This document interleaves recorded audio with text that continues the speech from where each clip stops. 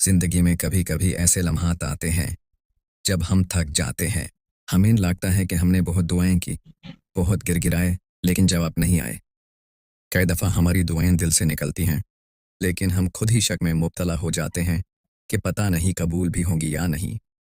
लेकिन कभी आपने घूर किया है, कभी ऐसा भी होता है कि आप दुआ मांग रहे होते हैं और दिल में एक अजीब सा सुकून उतर आता है, एक रोशनी महसूस होती है, एक यकीन सा जगता है कि यह दुआ ज़रूर कबूल होगी। ये सब कुछ सिर्फ इत्तेफाक नहीं होता, ये अल्लाह ताला का एक खास इशारा होता है। ये इशारा होता है कि कुछ दुआएं दिल में बस जाती हैं। क्यों कुछ दुआएं मांगते वक्त दिल को बार बार यकीन होने लगता हाय कि ये ज़रूर कबूल होगी। बस आज की ये वीडियो आपके लिए है। अगर आप किसी ऐसी दुआ के लिए रो रहे हैं, किसी दुआ की कबूलियत के इंतज़ार में हैं, तो आपको ये आखिर तक देखनी चाहिए, क्योंकि हो सकता है ये वीडियो आपके नसीब में लिखी गई हो। याद रखो, आप कभी तन्हा नहीं हो। चाहे दुनिया आपका साथ छोड़ दे, चाहे आपके अपने आप की उम्मीदें तोड़ दें, चाहे हर दर बांट हो जाएं, लेकिन एक दर हमेशा खुला रहता है, अल्लाह का दर। अल्लाह ने कभी किसी की दुआ रद्द नहीं की। अल्लाह कभी किसी फरियाद को नज़रअंदाज नहीं करता। अल्लाह ने कुरान में फरमाया, मुझसे दुआ मांगो, मैं तुम्हारी दुआ कबूल करूँगा।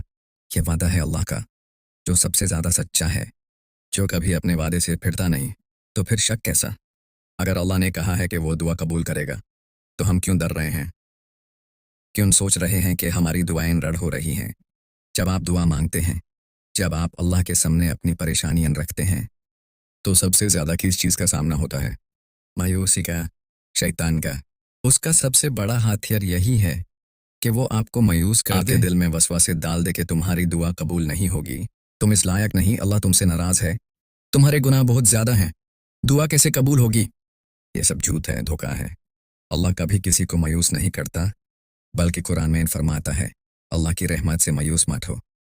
देखो, मायूसी शैतान का रास्ता है और दुआ अल्लाह की तरफ ले जाने वाला सबसे ताकतवर वसीला है। अगर आपने कभी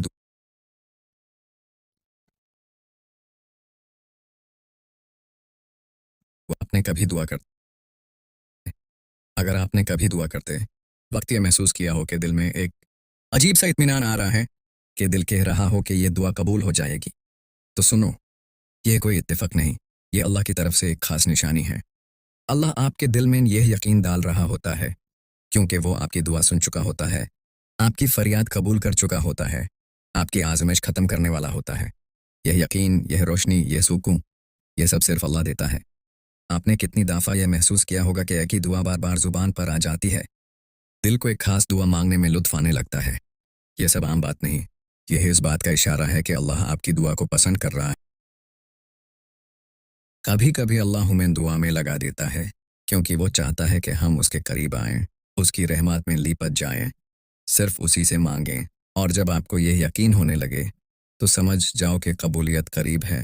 अगर आप भी किसी दुआ के इंतज़ार में हैं, अगर आपने भी अल्लाह के आगे फरियाद की है और आप चाहते हैं कि आपको पता चले कि आपकी दुआ वाकई कबूल होने वाली है, तो सुनो, जब कोई दुआ कबूल होने के करीब होती है, तो ज़िंदगी में कुछ खास निशानियां ज़ाहिर होने लगती हैं, और अगर आप घूर करें तो आप भी उन्हें महसूस कर सकते हैं। पहली निशानी ये है कि जब आप दुआ मांगते हैं, तो आपको अंदर से एक अजीब सा सुकून महसूस होने लगता है। पहले अगर दिल बेचैन था, तो अब एक इत्मीनान महसूस होता है। पहले अगर वसवासे आ रहे थे, तो अब एक अजीब सा यकीन होने लगता है कि जो मांगा है वो मिलने वाला है। यह सुकून कोई आम चीज़ नहीं है, बल्कि ये अल्लाह का ख़ास तोहफ़ा है, जो वो सिर्फ उन लोगों को देता है जिनकी दुआएं उसके यहाँ कबूलियत के करीब पहुँच चुकी होती हैं। अल्लाह कुरान में फरमाता है, सुनो, अल्लाह के ज़िक्र से ही दिलों को सुकून मिलता है। जब आपकी दुआ अल्लाह के यहाँ पसंद की जा चुकी होती है, तो अल्लाह आपको इसी वक्त सुकून दे देता है। तो आगे काबुल होने की दूसरी निशानी ये है कि जब आपकी दुआ कबूल होने लगती है, तो अल्लाह आपको और ज़्यादा दुआ की तौफीक देता है। आपका दिल चाहता है कि आप और ज़्यादा दुआ करें, और ज़्यादा रोएं और ज़्यादा मांगें। क्यों? क्योंकि अल्लाह आपकी दुआ को इतना पसंद करने लगता है कि वो आपको दुआ में और ज़्यादा लगा देता है, ताकि वो आपके लिए और ज़्यादा खैर लिख दे और आपको वो सब कुछ अता कर दे जो आप चाहते हैं, बल्कि इससे भी ज़्यादा। अल्लाह हदीस कुदसी में फरमाता है, ए मेरे बंदों, अगर तुम सब के सब इकट्ठा होकर मुझसे मांगो और मैं तुम सबको अता कर दूँ, तो मेरे खजाने में इतनी भी कमी नहीं होगी जितनी कि समंदर में सुई डाल देने से पानी कम होता है।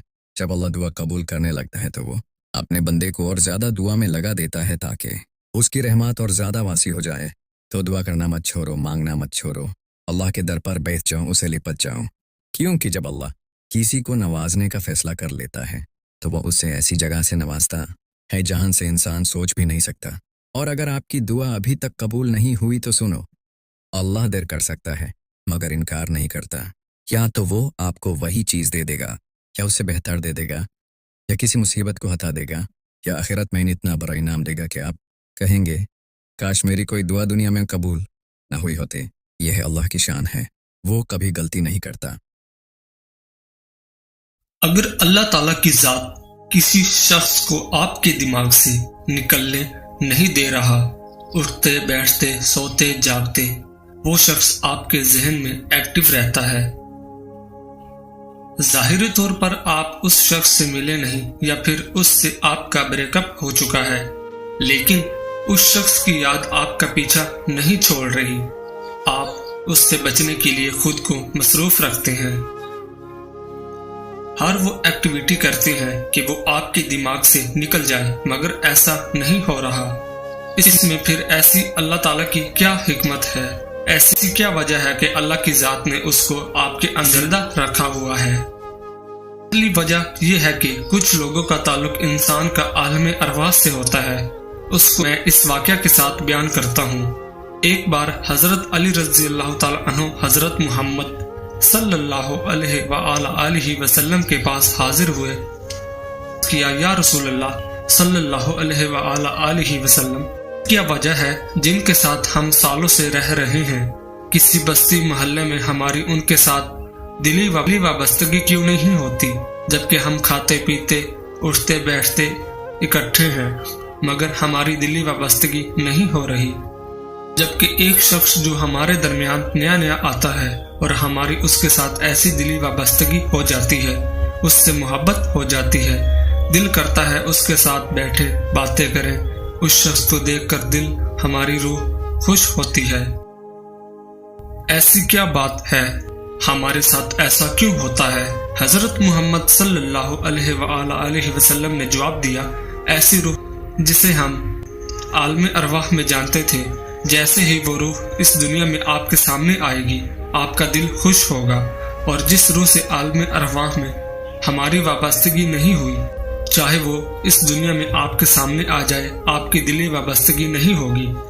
اب یہاں توجہ کریں، یہ تعلق ہمارا اس شخص سے پرانا ہوتا ہے، اس زندگی میں نہیں بلکہ یہ عالم ارواح سے جڑی ہوئی ہے۔ اب دوسری وجہ انسان کی اپنی وائبز ہوتی ہیں، آپ کی اچھی وائبز کی وجہ سے دوسرا شخص آپ کے ساتھ اچھا وقت گزار رہا ہے۔ مثال کے طور پر آپ کسی شخص کے ساتھ اچھا وقت گزار رہے ہیں، اس کے ساتھ خوش ہیں، کھا رہے ہیں، پی رہے ہیں، آنا جانا وغیرہ، اور ایک بہترین ریلیشن شپ ہے، اس کے ساتھ وقت گزارتے ہیں، پھر ہوتا کیا ہے؟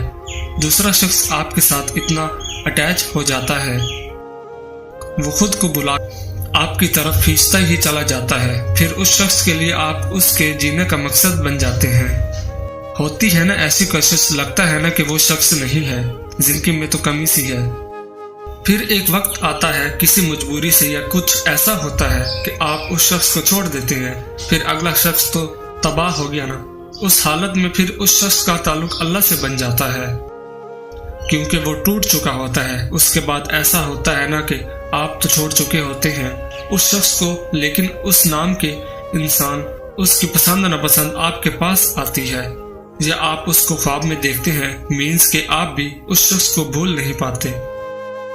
ریزن یہ ہوتی ہے کہ وہ شخص بار بار اللہ سے دعا کرتا ہے اور اللہ ٹوٹے دل کی پکار کو کبھی ریجیکٹ نہیں کرتا، جس کی وجہ سے آپ شخص کو نہیں بول پاتے۔ پھر بعض اوقات دعاؤں کی شدت ہی ایسی ہوتی ہے کہ جس انسان کو آپ چھوڑ چکے ہوتے ہیں وہ آپ کا نصیب بن جاتا ہے، کیونکہ اللہ ٹوٹے دل کی پکار سنتا ہے۔